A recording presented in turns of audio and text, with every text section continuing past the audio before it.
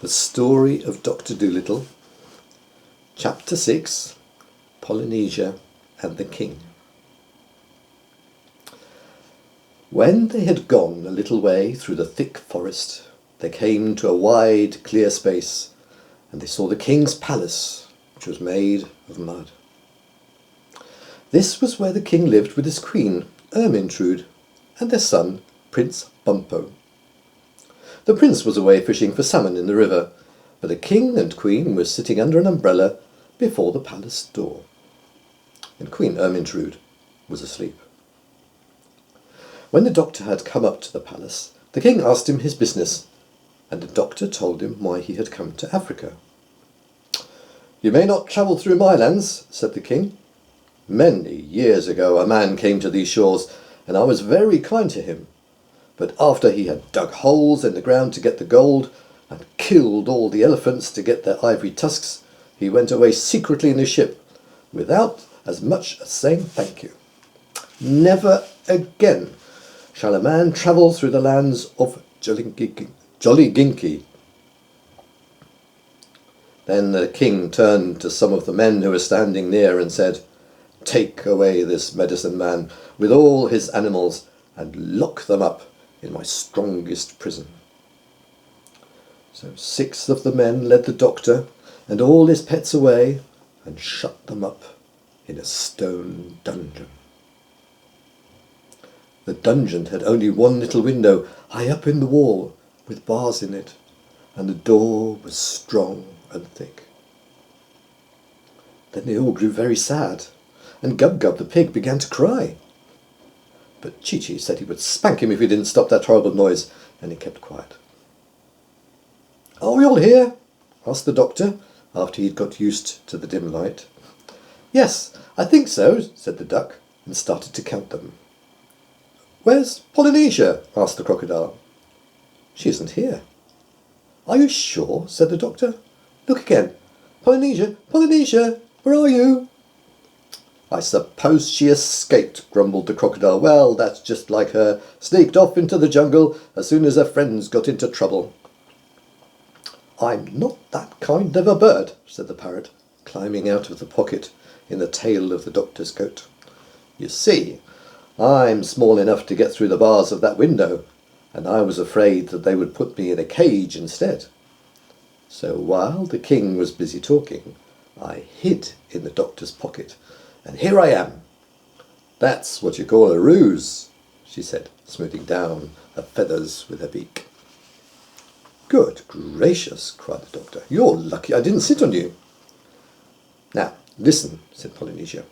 "Tonight, as soon as it gets dark, I am going to creep through the bars of that window and fly over to the palace. And then, you'll see, I'll soon find a way to make the king let us all out of prison." "Oh, what can you do?" said Gub-Gub, turning up his nose and beginning to cry again. "You're only a bird."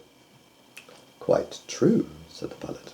"But do not forget that although I am only a bird, I can talk like a man. And I know these people." So that night, when the moon was shining through the palm trees, and all the king's men were asleep, the parrot slipped out through the bars of the prison and flew across to the palace. The pantry window had been broken by a tennis ball the week before, and Polynesia popped in through a hole in the glass. She heard Prince Bumpo snoring in his bedroom at the back of the palace. Then she tiptoed up the stairs till she came to the king's bedroom. She opened the door gently and peeped in. The queen was away at a dance that night at her cousin's, but the king was in bed fast asleep. Polynesia crept in very softly and got under the bed. Then she coughed,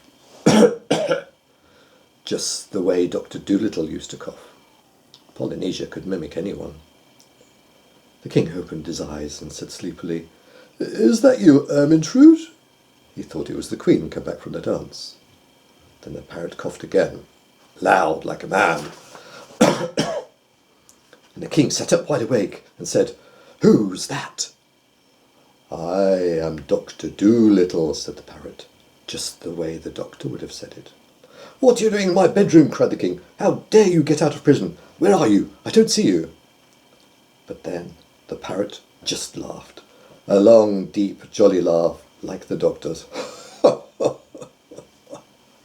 "Stop laughing and come here at once so I can see you," said the king. "Foolish king," answered Polynesia, "have you forgotten that you are talking to John Dolittle, MD, the most wonderful man on earth? Of course you cannot see me. I have made myself invisible. There is nothing I cannot do. Now listen. I have come here tonight to warn you. If you don't let me and my animals travel through your kingdom, I will make you and all your people sick like the monkeys. For I can make people well, and I can make people ill, just by raising my little finger. Send your soldiers at once to open the dungeon door, or you shall have mumps before the morning sun has risen on the hills of Jolliginki." Then the king began to tremble and was very much afraid. "Doctor," he cried, "it shall be as you say. Do not raise your little finger, please." And he jumped out of bed and ran to tell the soldiers to open the prison door. As soon as he was gone, Polynesia crept downstairs and left the palace by the pantry window. But the queen, who was just letting herself in at the back door with a latchkey, saw the parrot getting out through the broken glass. And when the king came back to bed, she told him what she had seen.